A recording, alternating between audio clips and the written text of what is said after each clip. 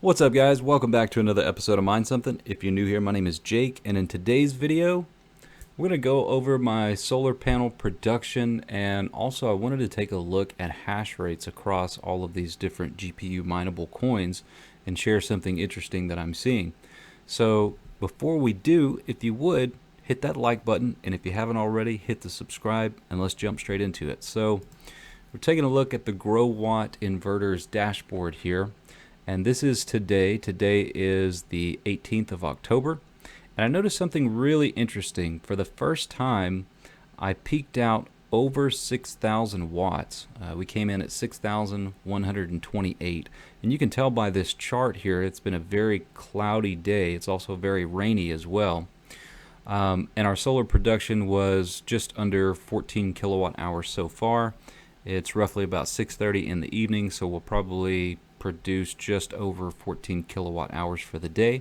And normally if I had great sunlight all day, no clouds, we'd probably be coming in at between 33 and 36 kilowatt hours. But it was very intriguing to see my system produce over 6,000 watts. And the reason that's intriguing to me is because if you look at previous days, we've never gotten really over 5,000 watts. I'm just going to go back through a few days here.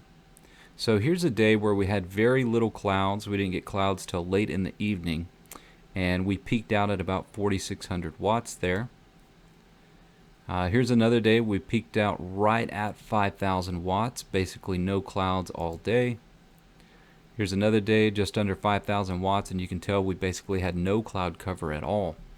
So these particular days where we did not have any cloud cover, I believe the reason we did not get up to 6,000 watts is because of the ambient temperature and the temperature of the solar panels.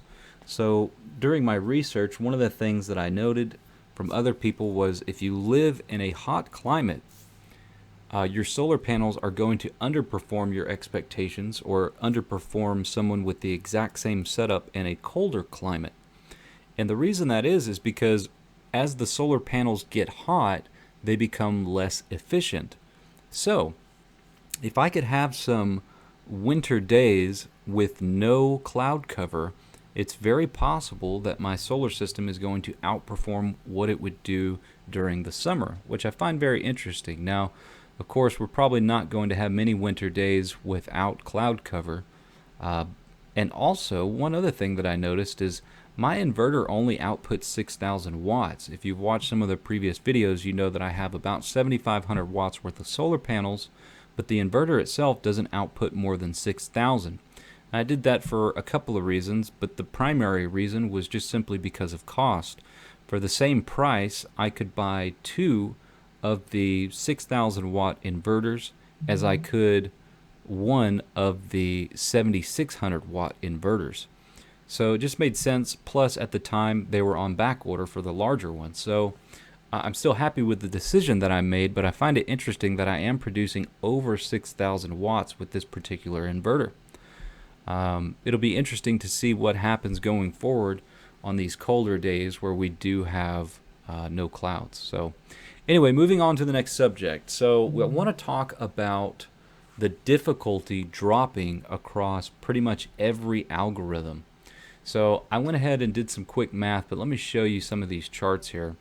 So on Ergo's difficulty, we topped out on September 15th or 16th at about 21.6 petahash, and we're currently sitting at 5.46.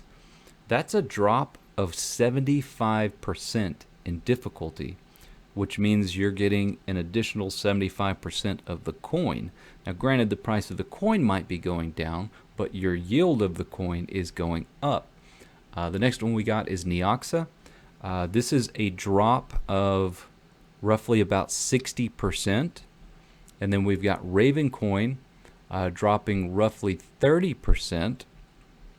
Next we have Ethereum Proof of Work dropping roughly 40%. And I'm going to save the best for last. We'll come back to this. We're going to move on to Kaspa. Kaspa, we peaked out at about 67 and we're currently at about 42, which is a drop of about 35%. And then next we have Radiant. We came in at roughly 3.2 at the peak, and we're currently at 1.2, and that's a drop of 62%. And then the last coin may come as a surprise to some, but maybe not others, and that is Flux. Flux is currently at pretty much the exact same all-time high as it was previously around September 17th. Now, I think this says a couple of things to us as miners. Considering none of these are profitable to mine unless you have a power rate under 6 cents per kilowatt hour, what I think this is telling us is that there are people that are willing to put their hash rate towards certain projects at a loss with the assumption that it has the best chance in the bull run. So if we go by those statistics, then it appears as though Flux could possibly be the highest percentage gainer whenever we go into the next bull run, and that would be followed by Ravencoin, and then coming in at a close second to Ravencoin would be Kaspa.